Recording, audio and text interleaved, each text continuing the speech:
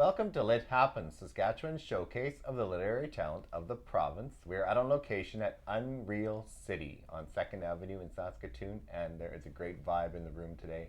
I'd like to welcome my guest to the show, Chris Fischer. Chris. Thanks for having me, Les. It's super having you here. I've been really excited about this. As a lot of creative people in Saskatchewan, you wear a lot of hats right now, and I'm hoping we can touch on a lot of the things you're doing. But Yeah, that's true.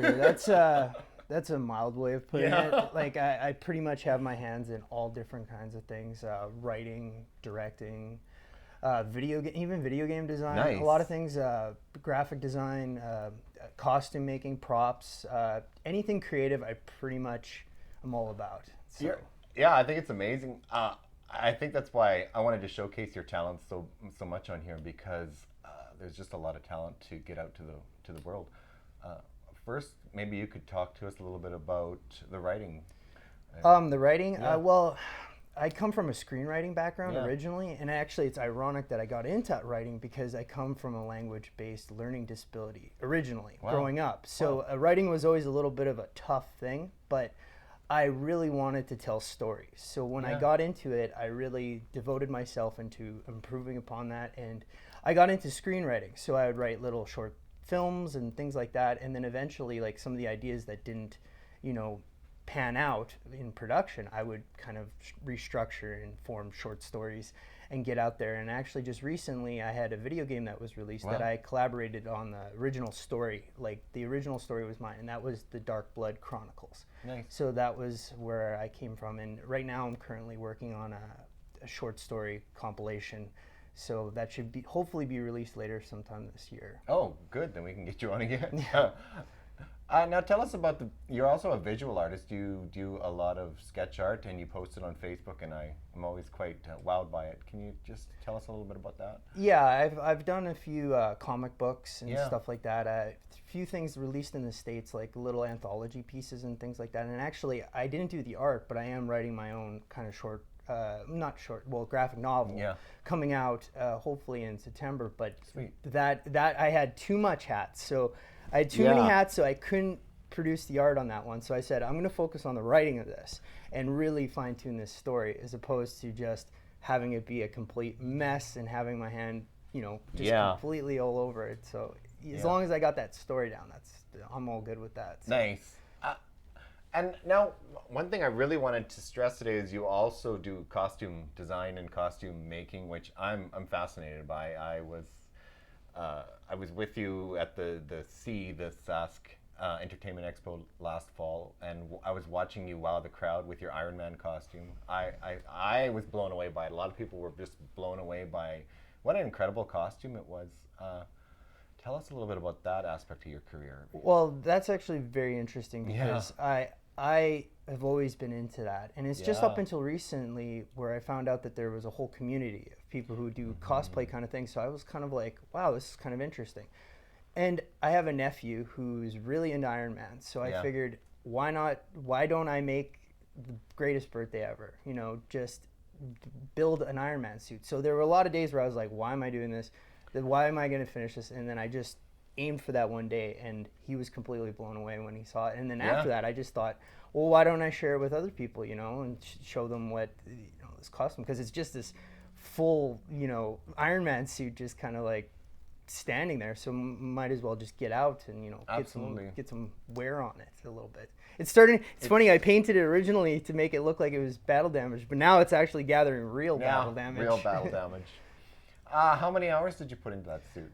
It was off and on a couple months, but near the end, close to my nephew's birthday, it started to ramp up. So I'd say, like, all in all, I don't know what the combined time would be, but it was off and on for a couple months. Yeah. So wow. I had to take some breaks. Life got in the way, Yeah, life does get in the way of creativity sometimes. Now, would you say that there's going to be more of a need for this? Would you say cosplay is sort of on the rise? It's sort of an exploding movement in the world right now? I guess so. It depends on people's acceptance of it. Like originally, people would say like, costume and all this type of thing is just strictly for, let's say, Halloween or special events. But I think people are coming to see it as like a very accepting kind of thing. Like a lot of people, find a community and find friends, and through that they can really showcase their creativity and their love for franchises and things like that, because this is not exactly new. People are dressing up and going to Star Trek conventions, have all that kind of stuff, but now it's becoming very popular, I think, with a lot of younger people too. Nice. And hopefully they'll carry that on, and they'll get to meet different people and form kind of a nice little a network, a bond. Yeah. No, I guess one thing I'm really curious about is balance, because like a lot of creative people in Saskatchewan, you also have a day job, and you're doing so much. How's that going? Yes, that's actually actually a good question. Like, it's all about a balance. Yeah. Find time for everything. It just so happens that I love the creative stuff so much that's kind of what my, sitting back and watching TV hours would be. I can't really just sit there and watch TV. I'm like, I gotta create something. I'd rather do something. So other than that, spending time with my fiance, that's on a priority on the list. Work, and work's very understanding. They give me the time and the hours to be able to explore my other avenues that I have going on. So it's all about a balance. So it's just, you gotta see what you got in the day and how you can manage that. And like you and I were saying prior to taping, you grab little bits of time. Quite often you write. Just stopped at an intersection, or you write down a quick note or something. Yeah. I have lots. I have shoeboxes filled with just various different papers of different colors and little sketches, and I can't even decode what I was trying to say because they're so rapid fire and so fast. I'm like, this word doesn't make any sense. What is this? I don't know the structure of this. So it's kind of hard for me to really decode what I was even trying to say. Yeah. But that's a task, going through all those notes and being like, okay, I got to come up with something here. What was I really trying to say? Especially if it was years ago too. Yeah. So we're running out of time, but one thing I wanted to get out was you do commission work. You do design and build costumes, and you do artwork for people. Anything really creative. I'm open to commissions or advising in any kind of way. So I can be reached at cgf.graphics@gmail.com. Yes. And if anybody wants costume, maybe for a convention or a short film, or even help on a screenplay or just an artwork, portrait, pictures, paintings.